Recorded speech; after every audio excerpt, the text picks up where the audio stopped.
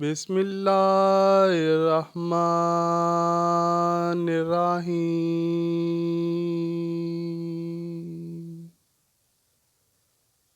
حضرت علی رضی اللہ تعالیٰ عنہ ایک روز مسجد میں داخل ہوئے تو ایک شخص زارو قطار رو رہا تھا۔ کچھ لوگ اس کے گرد جمع تھے اور اسے سمجھا رہے تھے۔ حضرت علی رضی اللہ تعالیٰ عنہ نے پوچھا کہ کیا بات ہے؟ تو وہ شخص جو رو رہا تھا اس نے بتایا، میرے والد چند لوگوں کے ساتھ سفر پر گئے تھے۔ وہ لوگ تو واپس آ گئے، میرے والد واپس نہیں آئے۔ میں نے ان لوگوں سے پوچھا تو کہتے ہیں تمہارا باپ راستے میں ہی فوت ہو گیا۔ میں نے مال کے بارے میں پوچھا تو کہتے ہیں کون سا مال؟ تیرے باپ کے پاس تو کوئی مال نہیں تھا، حالانکہ میرے والد تجارت کے لیے گئے تھے اور ان کے پاس کافی مال تھا۔ حضرت علی رضی اللہ تعالیٰ عنہ نے کہا کہ تم نے قاضی کی طرف رجوع نہیں کیا؟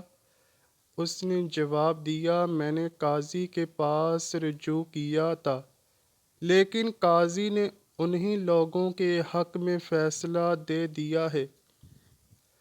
حضرت علی رضی اللہ تعالیٰ عنہ تمام لوگوں کو لے کر قاضی کے پاس پہنچے اور قاضی سے پوچھا، تم نے اس نازک معاملے میں کیسے فیصلہ کیا؟ قاضی نے جواب دیا، ہم نے اس سے گواہ طلب کیے تو اس جوان نے کہا کہ میرے پاس کوئی گواہ نہیں۔ پھر میں نے ان سے قسمیں کھانے کو کہا تو ان سب نے قسمیں کھائی ہیں کہ واقعی ایسا ہی ہوا جیسا ہم کہہ رہے ہیں، تو میں نے ان کی بات پر یقین کر کے ان کو چھوڑ دیا۔ اب حضرت علی رضی اللہ تعالیٰ عنہ کہنے لگے، اس کا فیصلہ میں خود کروں گا اور بالکل ایسا کروں گا جیسا اللہ کے نبی حضرت داؤد علیہ السلام نے اپنے زمانے میں کیا تھا۔ حضرت علی رضی اللہ تعالیٰ عنہ نے چند سپاہیوں کو بلایا اور ایک ایک شخص کو ایک ایک سپاہی کے حوالے کر دیا اور ان لوگوں سے کہا، تم کیا سمجھتے ہو کہ ہم تمہاری حرکت سے ناواقف ہیں؟ ہمیں سب معلوم ہے۔ آپ نے ایک حکم دیا اور کہا کہ ان سب کے چہرے کپڑوں سے ڈھانپ دیے جائیں اور سب کو مسجد کے ایک ایک ستون کے پیچھے کھڑا کر دیا جائے۔ پھر آپ نے کاتب کو اپنے پاس بلایا اور سپاہیوں سے کہا، جب میں بلند آواز میں تکبیر کہوں تو ایک ایک کر کے ان میں سے ایک ایک کو لے آنا۔ پھر آپ نے پہلی تکبیر کہی اور ایک سپاہی پہلے ملزم کو لے آیا۔ حضرت علی رضی اللہ تعالیٰ عنہ نے اس کو اپنے سامنے بٹھا کر حکم دیا کہ اس کے چہرے سے کپڑے کو ہٹا دو، اور کاتب کو کہا کہ میرا سوال اور اس کا جواب قلم بند کرو۔ حضرت علی رضی اللہ تعالیٰ عنہ نے اس سے پوچھا، تم کس دن اس کے باپ کے ساتھ روانہ ہوئے تھے؟ اس نے جواب دیا، فلاں دن فلاں مہینے میں۔ کہا، کس کس مقام پر پہنچے؟ کہا، اس مقام پر پہنچے۔ تو حضرت علی رضی اللہ تعالیٰ عنہ نے پوچھا کہ مرنے والے کو کیا مرض لاحق تھا؟ اس نے بتایا کہ فلاں مرض لاحق تھا۔ پوچھا کتنے دن بیمار رہا؟ اس نے بتایا کہ اتنے دن۔ پوچھا کس دن مرا؟ تو اس نے کہا فلاں دن۔ اب ساری باتیں کاتب نوٹ کر رہا تھا۔ پھر حضرت علی رضی اللہ تعالیٰ عنہ نے ایک اور سوال کیا، جس دن مرا تو کس نے اسے غسل دیا اور کس نے اس کے کفن دفن کا فریضہ ادا کیا اور کس نے نماز جنازہ ادا کی؟ اس نے کہا کہ فلاں آدمی نے۔ کاتب نے سب نوٹ کیا۔ یہ سارے سوال حضرت علی رضی اللہ تعالیٰ عنہ نے اس سے کیے۔ اس سارے مکالمے کی آواز باقی کسی ملزم کے کانوں تک نہیں جا رہی تھی، وہ سب اس سے بے خبر تھے۔ حضرت علی رضی اللہ تعالیٰ عنہ نے دوبارہ بلند آواز میں تکبیر کہی اور اس کے ساتھ ہی دوسرے ملزم کو پیش کیا گیا۔ حضرت علی رضی اللہ تعالیٰ عنہ نے دوسرے ملزم سے سوال پوچھنا شروع کیا اور کہا کہ تمہیں کیا لگتا ہے ہمیں کچھ معلوم نہیں؟ ہمیں سب معلوم ہو گیا ہے۔ اب اس نے سوچا کہ اس سے پہلے نے سب کچھ بتا دیا ہے، اور وہ کہنے لگا کہ میں ان کے ساتھ ضرور تھا، مگر میں اس قتل میں راضی نہیں تھا۔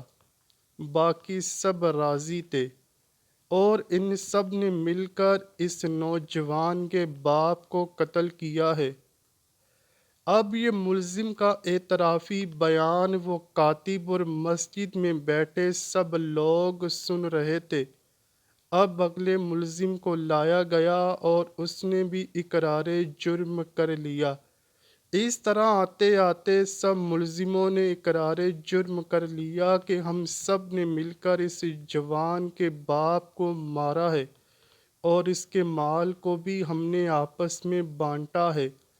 اس طرح حضرت علی رضی اللہ تعالیٰ عنہ نے پیچیدہ کیس کو اس آسان طریقے میں نمٹایا، اور پھر حضرت علی رضی اللہ تعالیٰ عنہ نے اس نوجوان کے حق میں فیصلہ سنایا۔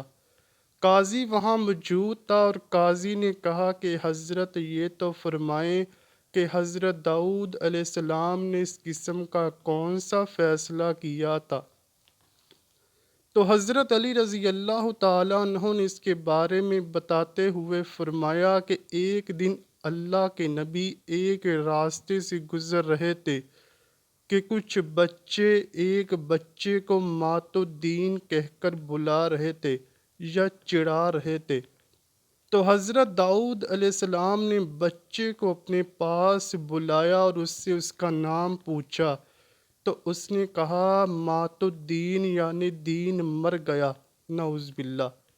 پوچھا تیرا یہ نام کس نے رکھا؟ تو بتایا کہ میری ماں نے۔ حضرت داؤد علیہ السلام نے اس کو لیا اور اس کی ماں کے پاس تشریف لے گئے۔ پوچھا کہ اس بچے کا نام مات الدین کیوں رکھا ہے؟ اس کی ماں نے کہا کہ میں نے نہیں رکھا بلکہ میرے شوہر نے رکھا ہے۔ پوچھا وہ کہاں ہے؟ تو جواب ملا کہ وہ زندہ نہیں۔ تو آپ علیہ السلام نے پوچھا کہ یہ نام کیوں رکھا تھا؟ جواب ملا کہ میرا شوہر چند افراد کے ساتھ سفر پر گیا تھا، سب واپس آ گئے پر میرا شوہر واپس نہیں آیا۔ جب میں نے واپس آنے والوں سے پوچھا تو انہوں نے کہا کہ وہ دوران سفر فوت ہو گئے ہیں۔ میں نے ان سے پوچھا کہ اس کے مال و اسباب کا کیا ہوا؟ تو انہوں نے کہا کہ اس کے پاس تو کچھ بھی نہیں تھا، حالانکہ میرے شوہر کے پاس بہت مال تھا۔